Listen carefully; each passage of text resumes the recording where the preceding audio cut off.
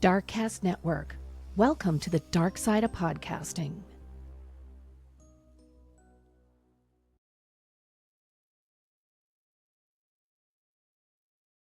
In 1961, a father of 4 disappeared without a trace, leaving his children to believe he abandoned them. But when one son began digging beneath his childhood home, he uncovered a secret that had been buried since 1961, and it would change everything they thought they knew about their family. This is the case of George and Dorothy Carroll.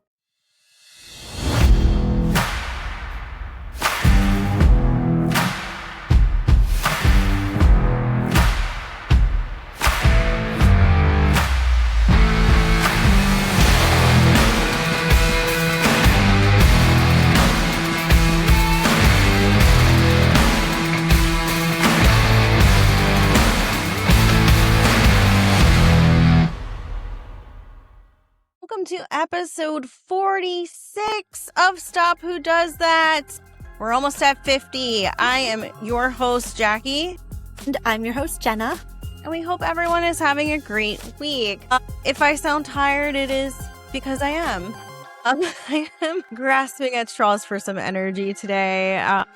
Obviously, I've been working, and we went to New Jersey for a women's soccer game on Friday evening with the kids. That kind of wiped me out a little bit. But yeah, we're showing up and showing out for you guys. How about you, Jenna? We're back from the Jersey Shore. We had a nice vacation, and I'm about to leave in a few more days to go to Ocean City, Maryland with my bestie, Janine, our number one case recommender.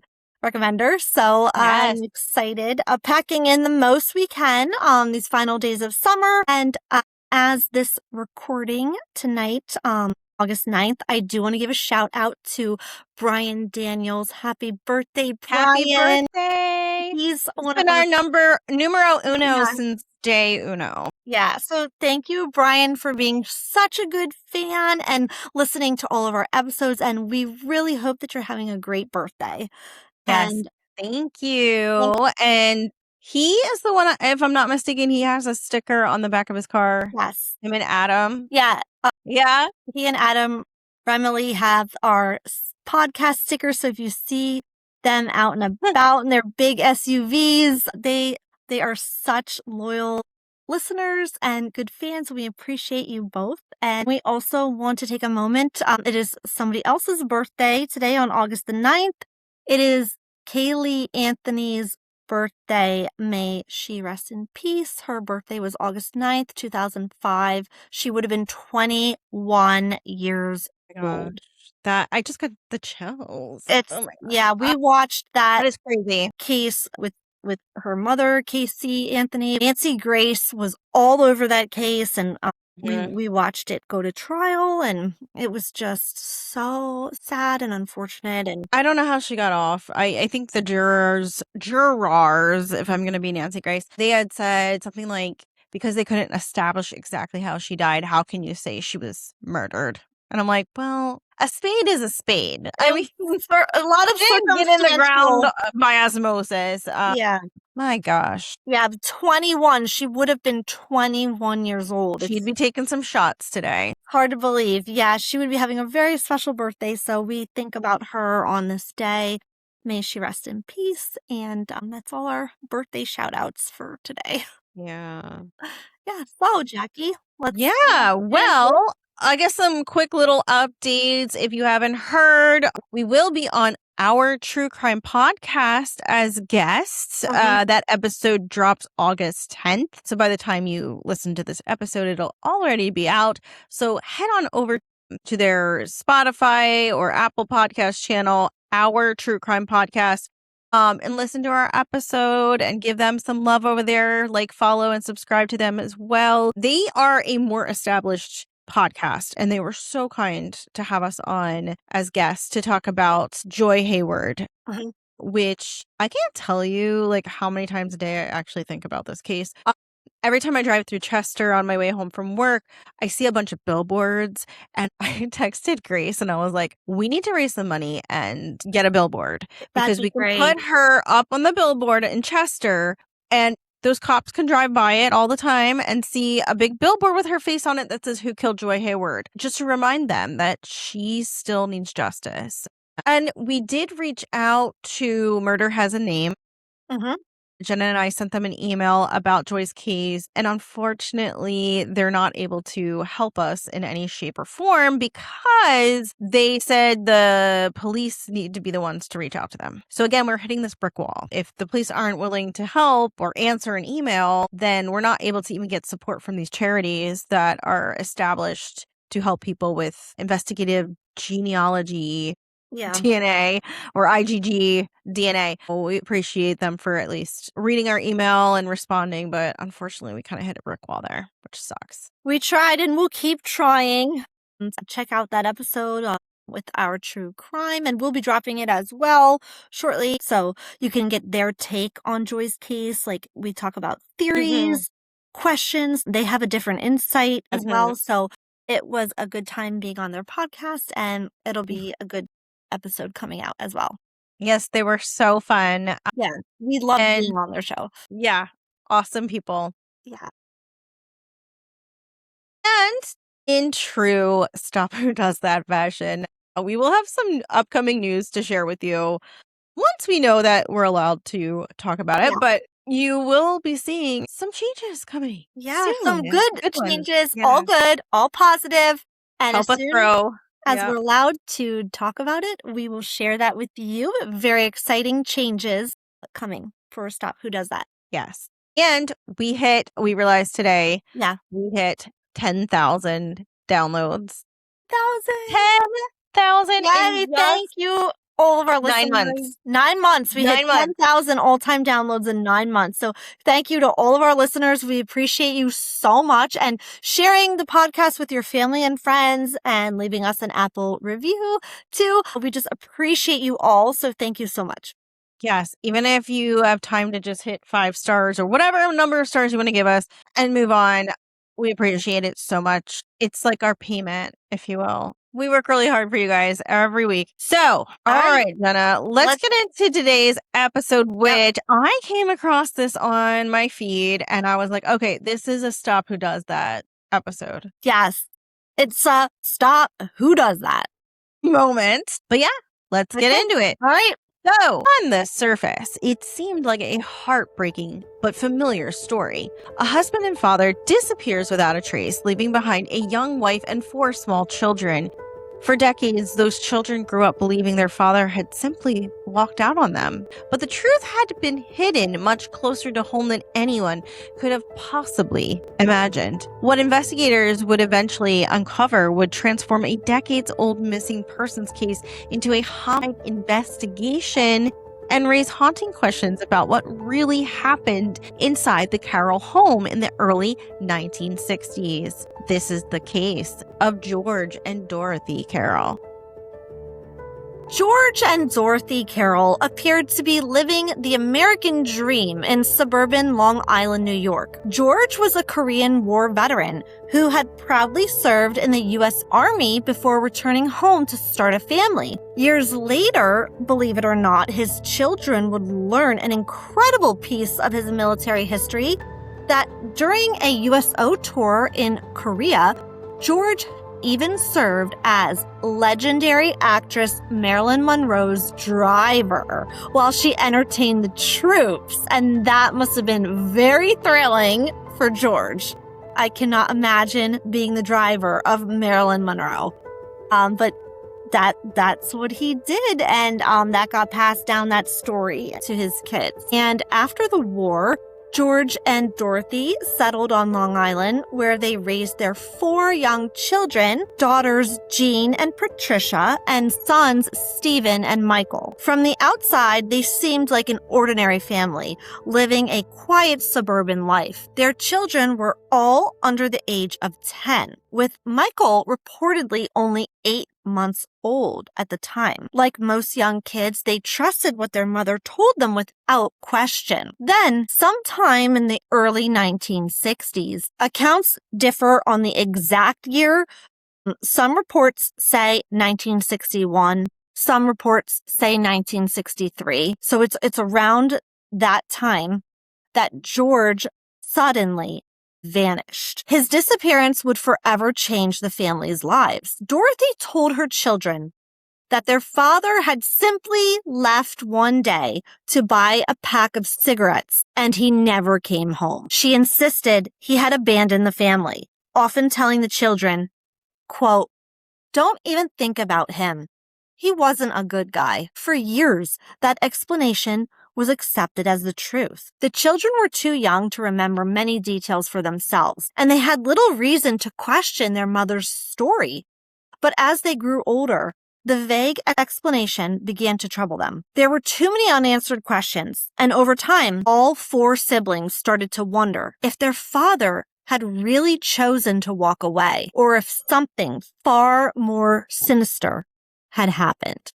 Not long after George disappeared, another man entered the picture. By 1963, the Carroll family had a live-in handyman named Richard Darris. George had originally hired Darris to help with the construction work on the family home. But after George vanished, Dorothy quickly began a relationship with him. Before long, the two were married and they had a son together named Rich. To outsiders, it may have appeared that Dorothy was simply moving on after being abandoned by her husband, but inside the home, life was anything but peaceful. According to George and Dorothy's children, Richard was abusive. Sons Stephen and Michael later said their stepfather physically abused them, while daughters Jean and Patricia alleged that he SA'd them. The marriage itself was troubled and ultimately ended in divorce, something the Carroll children viewed as a welcome relief after years of turmoil. As the years passed, the questions surrounding George's disappearance never went away. Whenever the children asked their mother what happened to their father, Dorothy refused to elaborate. She would simply tell them to not think about him because he wasn't a good guy. And that explanation never seemed to satisfy them. And I just want to say, I see how that could satisfy young children wondering where their father went. Yeah, and the audacity to tell these 4 young children this story for so many years. Oh, he just went out to get cigarettes and never came home. He abandoned us. Put all these thoughts in their head. Right. Like, who does that? What kind of person does that, honestly? Yeah. And I mean, the reality of the situation is back then, I'm sure a lot of men just upped and left their families and were never seen or heard from again, and nobody really looked into it. That's why the year is questionable, because these kids were so young. Remember the exact date. Yeah. They don't know the exact date that their father left, and that's really sad. And I also want to say, like, who is a live-in handyman? I mean, maybe that was a thing back in the 50s and 60s. Probably, yeah. I just find that to be very red flaggy. You know, they had a live-in handyman, and then coincidentally, as soon as their father disappears, she's shacking up with the handyman. Yeah. Like, that just doesn't look good for Dorothy. No, and I guarantee you the kids probably didn't put the pieces together until years later as an adult. You look back on your childhood and you're like, I didn't put those pieces together then, but... And I think she was projecting, because George wasn't a bad guy. It was the stepfather. Yeah. And herself, really. Yeah. She was projecting. They were the bad guys in this situation. Well, perhaps the most shocking revelation came decades later when the siblings discovered that Dorothy never even filed a missing persons report. As far as law enforcement was concerned, George Carroll had never officially been reporting missing, meaning there was no investigation into where he had gone. Family members also learned that George never returned to collect his final paycheck from work, another detail that suggested he hadn't voluntarily walked away to start a new life. I mean, you usually don't leave money on the table. No. Over the years, rumors filled the void left by the lack of answers. Some believed George had abandoned his family and reunited with a woman that he met while serving in Korea, starting a new life overseas. But others within the Carroll family believed something much darker had happened. Could see why they might think that, because it's plausible that he just disappeared into thin air, went over back to Korea and started a new life. We hear of that. sometimes. Yeah. I mean, that's truly plausible. But like you said, I think that over the years, as the children grew older and started comparing stories, they were like, our father would never do that. Yeah. And then think about the youngest one was like 8 months old. he was I 8 mean, months no old. recollection of this man at all. And George had a family too. So we'll get into that. But his own family loved him and Yeah. cared about him. And he just disappeared out of thin air. They were left with a lot of questions too. This is becoming a huge mystery in the early 1960s. Michael, that's the youngest. He was the baby. Michael learned that his grandmother, George's mother, had never accepted Dorothy's explanation. Well, of course not. I wouldn't either if I was her. I'm sure they didn't like each other very much. Yeah. The grandmother was convinced something terrible had happened to her son. So she quietly hired a private investigator in the 1960s in an attempt to uncover the truth, which I think is pretty cool of her to do that. Yeah. A mother's love is she just was like, Her "F instinct you, was right. Dorothy, Yeah. you little bitch. I'm gonna uncover what happened to my son. You're not gonna hear the last of me." I think Yep. is what the children eventually learned about their dad's mother. By then, this is in the 1960s, the one person who may have known exactly what had happened was gone. Oh, so by the time the investigation continued and they were looking into the truth, Dorothy was never questioned about what had happened, and they never had the opportunity to question her because by the time they all started putting the pieces together and looking more further into this, Dorothy was diagnosed with cancer, and in 1998, she passed away at the young age of 63. That is young. Yeah. It is. And so this is now into the 90s. And as she lay on her deathbed, her son, Michael, that's the baby. Michael was only 8 months old, but he seems to have taken charge of this whole family drama, which is crazy because he never even knew his dad. Right. And he had like the most drive to find out what happened. And so as Dorothy lay on her deathbed, Michael made one final attempt to ask her what happened to his father. Michael later recalled asking his mother, quote, "Mom, can you tell me anything about that? Can you tell me anything about that before you leave?" And what happened next would stay with him forever. Michael said, April 17th, 1998, I remember it. My mother literally turned her head, winked at me, never said a word, and then passed away. Can you imagine? He had the guts to confront her as she lay on her deathbed. She still couldn't tell him the truth. She just gave almost like wink. an evil wink. Yeah. That's creepy. Yeah. And that's his final memory. And he tried, and that's all he freaking got out of her was a creepy wink. Yeah. So with Dorothy's death, any hope that she would explain what really happened to George seemed to die with her. But instead of putting the mystery to rest, her silence only deepened her children's suspicions. And in the mid-2000s, Michael Carroll had a chance encounter with his father's brother at a hospital. So this would be the children's uncle. This was George's brother, and it would be the 4 children's uncle. Michael encountered him randomly at a hospital. And during their conversation together, his uncle revealed that George would, quote, never leave his 4 kids. And that, coincidentally, at the time of his disappearance, there was construction going on at the family home. This led them to believe it was very plausible that this was used to the perpetrator's advantage. George's side of the family had long believed he hadn't run away at all. They believed he had been murdered and buried beneath the family home in all of that construction. Too many coincidences adding up. Right. But the kids didn't know that. The kids didn't know so only when Michael saw the uncle did he get further information. They didn't know there was construction going on at that time. And I wonder if she kind of cut his family out of their lives. I mean, it doesn't sound like It they were sounds particularly close with their dad's side. it sounds like she did because Yeah. it sounds like he hadn't seen or talked to his uncle in a very Years. long time, and they Yeah. had this like chance encounter where the uncle was finally able to say everything to Michael, and Michael was like, "Holy shit, I didn't know Yeah. any of this." And then I'm sure the wheels were turning. Yeah. Well, for years, the mystery remained exactly that, a mystery. Then in 2010, George and Dorothy's daughter, Jean Kennedy, decided to try something unconventional. Jean had always believed in the supernatural and convinced her brother Michael, who was very much a skeptic, to accompany her to a psychic reading. Michael agreed, but only reluctantly, expecting the visit to be a complete waste of time.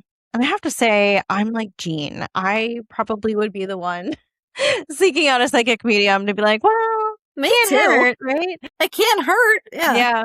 According to Michael, the psychic spent nearly the first hour discussing other aspects of the family, making him very frustrated. None of it seemed to answer the one question that had haunted him his entire life, which was what happened to his father. He later recalled saying, I told her I wasn't satisfied. I only wanted to know about my father. The psychic replied, well, when it comes to the M word, I normally don't say anything until you give me permission. Michael was obviously confused and asked, what's the M word? The psychic answered with one word, murder. She then made an astonishing claim. According to the psychic, George Carroll had not abandoned his family. He had been murdered and his body had been buried beneath the basement floor of the Carroll family home. Even more unsettling, she pointed to the exact area where she believed his remains were located. She also described an old gun practice target that had once hung on a basement wall, and that is something Michael distinctly recalled from his childhood.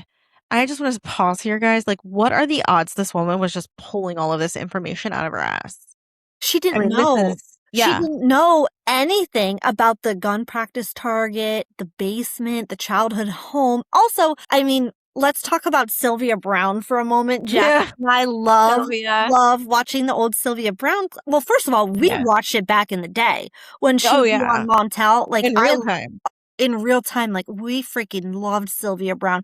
She was such a character. Now, no, was she a real psychic? I mean, I don't think so, but she sure was entertaining. And she would do these readings on Montel's show, and like the people would be like, oh, my father was murdered. What do you think happened? And she would just be like, drowned. Next question. Like she just was she didn't put much thought. No, how about the one where her boyfriend died in 9/11 and she goes, where can he be found? And she's like, in water. And she's like, but he was a firefighter on 9/11 at the World Trade Center. And she goes, yeah, well, there was water. She would try to she would just try to talk her thing. She would gaslight you into believing her. Yes. The one lady, she said something about her father. She had questions about her father, and Sylvia was like, well, that wasn't your real father, but you love who you love. Next. I remember that. Yeah. And she just destroyed this woman's life. Probably true. No, it wasn't true. We digress. We just are pointing out that there can be psychics like Sylvia who are reckless with what they say, but there is no way this woman would have known these things.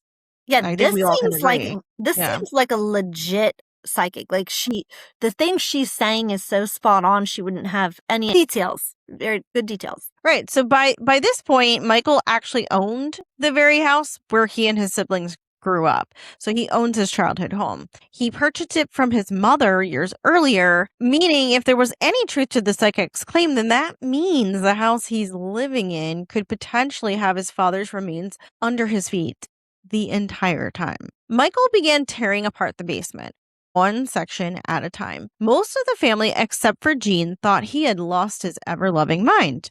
But Michael wasn't completely alone. His two sons, Christopher and Michael Jr., believed enough to help their father's search. But before breaking up the concrete floor, they hired a company to perform ground-penetrating radar. The scan revealed what appeared to be a 5.5-foot square area of disturbed soil beneath the basement floor, a discovery that seemed to validate everything the psychic had said. Filled with hope and anxiety, they dug into that spot, but unfortunately, they found nothing. Which must have been very disheartening for them. Everything was leading them to that spot. Unfortunately, just that spot didn't have anything. But because the soil was disturbed, like, I do wonder if it was a potential first spot. I wonder if they had dug a hole and kind of changed their mind, because the way she led them right to that spot, and there was that 5-foot square of disturbed soil, something definitely was disrupted there. And they found it, but they didn't find any bones. So they searched and searched. They spent so much time and effort after work on the weekends, just dedicating all their time to this. They took a break. They weren't finding anything. And during that break time, which was a few years break, Michael unfortunately had a stroke, and it wasn't safe for him to continue to do the search due to his health reasons. So his sons, Christopher and Michael Jr., both in their early 30s, took over. And what great sons to do that for their dad. They didn't have to do this. They have jobs, lives, families, and now they're taking over for their dad. They're like, Dad, don't worry about it. We're going to help you finish what we started. They continued digging and searching the basement multiple times a week. They were doing this. And then on the night before Halloween, October 30th, 2018, they uncovered a wall, and behind that, a vault located approximately 6 to 8 feet down, which that is horrifying and creepy. To be in your own house, you're locating a freaking vault. That's like horror movie shit. Like, that's really scary. And it's dark down there in the basement. And it's creepy. Oh my God. So it was 6 to 8 feet down. They opened it. They opened the vault. And what did they find? They found, Jackie, clothing and bones. And everything was tested and identified as human remains. One of the retired critical care technicians recalled, at first I thought maybe it was a root or a dog bone. And then I looked again and I realized, yeah, that's definitely a pelvis bone. Like, can you imagine the feeling of finding that in your own home and it potentially basically being the bones of your father? I feel like he was calling out to Michael. Yes. All these years. Yeah. Like, just kind of haunting Michael in a weird way. Like He'd he be like, was I'm not at rest and I need you to find me. He was guiding him and drawing him, and Michael's sons too. They all worked together. You're right, because he was the 8-month-old baby. He was living in the house. And then he took over the house. It's almost like George was like, I didn't get to know you and be there for you, and I want you to be the one to solve this and fix everything and find out the truth. He wanted his youngest son for the whole family to be the one to find the truth. I just get like chills. I can't imagine how they felt finding those bones. The family did DNA testing on the bones, and it came back confirmed as their father, George Carroll. Wow. The psychic was right. Her location in the basement was just a little askew, but she was right. And their perseverance never stopped, and they found their father's bones. The investigation confirmed that George had been murdered. It gave his children something that they had been searching for their entire lives, that answer. For more than 5 decades, they had believed their father had abandoned them. Instead, now, they learned the truth. He never left them at all, Jackie, and he actually never left them because he was in the basement the entire time. Yep. Like, the entire time these kids were growing up and living their lives, he actually was right there. Right over his dead body.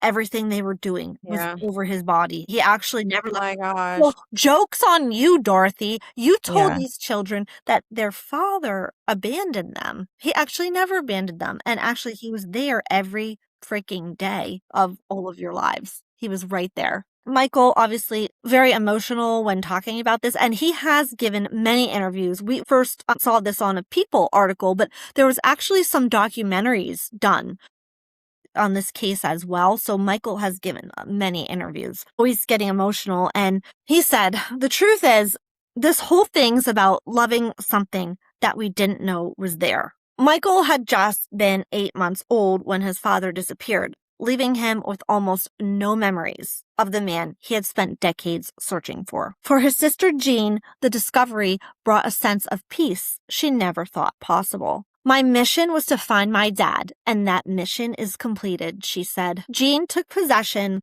of George's ashes after they were recovered and identified. I have my dad with me at all times, she said. I think of him every day. I talk to him every day. It just feels great to have him with me. That is just such a comforting thought. And I'm sure she does. I'm sure she talks to him every day and she just feels like everything is right now that they know where he is. They have him. He's safe. George is safe now. And their brother Stephen found comfort in something far more unexpected. Among the items recovered with George's remains was a pair of shoes that had been buried with him beneath the basement floor for more than 55 years. And Stephen decided to keep those shoes. He said, there wasn't much that I ever had that my father actually owned or gave to me. I guess the shoes just kind of give me some connection. This is all I have. The thought of him wearing these shoes. They were in the ground for 55 years. It's kind of hard to wrap my brain around. And that's really heartbreaking and emotional that those were the pair of shoes George was wearing when he was murdered. Yeah. And that's all Stephen. I bet That's all Dorothy. that's left of him, I bet really. Dorothy freaking got rid of all George's stuff. Just got rid of it all. I bet she didn't even ask the kids if they wanted any of it. I bet she didn't even save a single watch or article of clothing or book or anything. I bet she got rid of all of it. And It's giving Morgan Mengel if she, well, yeah, she executed the whole thing. But if her plan actually worked, it is. right? It is Like, because Morgan was having the affair with her husband's landscaping, partner. And she wanted to have a life with him too. and she wanted to make it look like he just left town. Yeah. That he abandoned the kids and that his friend was going to step in and raise the kids, much like Richard, the handyman, was doing for Dorothy's kids. You're right. This is very similar to Morgan Mengel, except Morgan did not get away with anything. For very long. Yeah. Let's put it that way. Yeah. And Dorothy, just like with Morgan, this family also wasn't buying Dorothy's story either. So it just goes to show, like, where there's smoke, there's fire. And if these family members have some kind of gut feeling, they might be right. They might be onto something. Your family knows if you're a good man, a good husband, a good son, you are not going to abandon those kids. And that's exactly what they said. They know someone's character. Yeah. Like, we all know people, friends or family members who do, like, I don't know, let's say they cheat on their wife or they leave their family. And you're kind of like, yeah, I could see that of that person. Yep. But when somebody does something so out of character, it doesn't usually sit right with anyone. Yeah. You can't. Yeah. People, you can't change the way family and friends know their relative or friend. Like Dorothy thought, like George's family was really going to buy that he just walked out. I do wonder why George's family never filed a missing persons report though, or went to the police. Unless like, well, they hired the private investigator. They did. Yeah. So yeah. They tried it, and it was 1961, and like I said, Dorothy probably got rid of every fucking thing in that house and probably burned it. So, like, there was nothing left of George for them. Well, she didn't want anything haunting her, I'm sure. Just his body in the basement. That's right. it. Yeah, out of sight, out of mind. But a coat, need that gone. Well, despite finally learning what happened to their father, one question continues to haunt the Carroll siblings. Why did their mother spend decades insisting that George had simply just abandoned them? Stephen has spent years thinking about that question. He says, quote, I have often thought, why? If my mother knew, why didn't she ultimately tell us when she was sick? Meaning when she's on her deathbed, why didn't she just fess up and tell them? But now that I think about it, I don't think I would have told my kids. I think if my mother contemplated telling us what actually happened, it would tarnish the way we thought of her. And we thought very highly of her. We loved her. But it's almost poetic how George's body ruined her reputation. Well, I You know, wouldn't. like he was calling out to them because it was like, I want the last laugh. Like, Yeah. you didn't tell them the truth. They're going to find me and they're going to know the truth about you. And wouldn't you rather hear the truth from your mother than like, I'd rather her just say the truth than they just found out anyway, Jackie. So it's Yeah. like, so now they're just even more mad at their mom. I think they would have forgiven their mother if she would have just told the truth. Yeah, well, while investigators have never publicly identified George Carroll's killer, the Carroll siblings have long believed that their former stepfather, Richard Darris, who has since died as well, was responsible. I would agree with that. I mean, if he was beating up those children, he had a violent way about him. However, because no charges were ever filed and Darris was never prosecuted, the case remains officially unsolved. On October 25th, 2019, nearly 6 decades after George Carroll vanished, his children were finally able to give him the burial that he had been denied for so many years. The Korean War veteran was laid to rest with full military honors at Calverton National Cemetery on Long Island. His son Michael said he wanted his father to be remembered not as the man who supposedly abandoned his family, but as the soldier he truly was. I want him to be a soldier, Michael said. I want him to get what he needs. The question of who killed George Carroll may never be answered with true certainty, but after spending most of their lives believing that they had been abandoned, his children finally learned the truth. That their father hadn't walked away from them. He had been waiting beneath their childhood home all along. Well, Just like, there's a lot there that's just so poetic, and it's almost like a mystery thriller yeah. fiction novel, but it's true. It reminds me of like a spooky story you would tell on Halloween. And actually, Yeah. George's body was found on October 30th. So it just reminds me of like a spooky tale that is Right. passed down. But like you said, it's not a tale. It's literally a true story. And to grow up and now knowing the whole time your father was buried in the basement, like these children like that are now adults probably need some kind of counseling. I would think I'd have a lot to unpack there with my feelings if that had happened to me. And I think they will all see their mother again one day. And when that time comes, I hope she says the truth. Yeah, and it just goes to show, like, no matter how old you are, you can find out some kind of family secret that can just rock your whole world. And I think for them, it was realizing that their mother could have been a murderer or an accomplice to murder,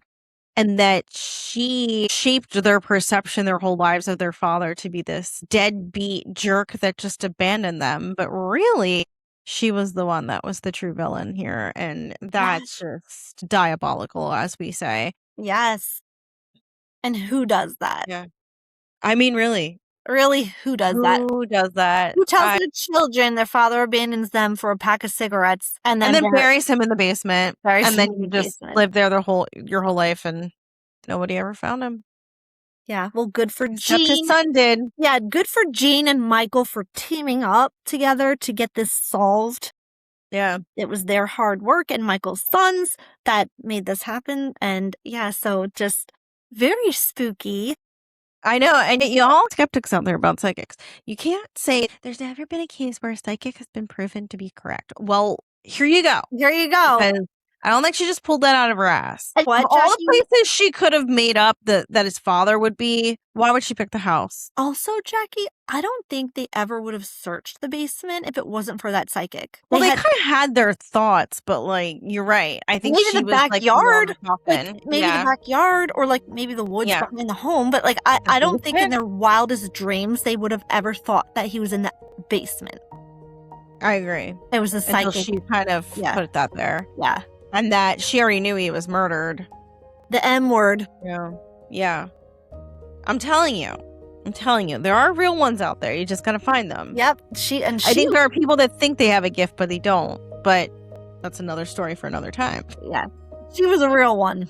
She was a real one, and I'd love to know how long her waiting list is. Yeah. We should go to her. Like, we should. I know. She's only in Long Island. Like, we should see if she's. Maybe it was Teresa Caputo. Maybe it was. She didn't want to be named. Because they didn't list her name. Like, maybe she didn't want to be part of the investigation. Like, she was just given a tip. I wonder if it was. Because that was the early 2000s. Yeah. Or it's somebody that just didn't want to be known because it's like she would blow up with requests. Because of it. Yeah, she just wanted to keep doing her psychic work on the DL. And that's how she's a real one, because she doesn't want her name out there. She didn't want to. Yeah. Yeah, she just wants to be probably a mom and pop type psychic She on the just corner. wants to help. She wants to use her gifts to help. Yeah. What an amazing woman. Yeah, for sure. All right, everyone. It was a pleasure this week. We hope you enjoyed this spooky tale from Long Island. And feel free to send us more requests, guys. We're running low on the list. Yeah, we're burning right through our list. So keep them coming. All right. Take care, guys. Bye.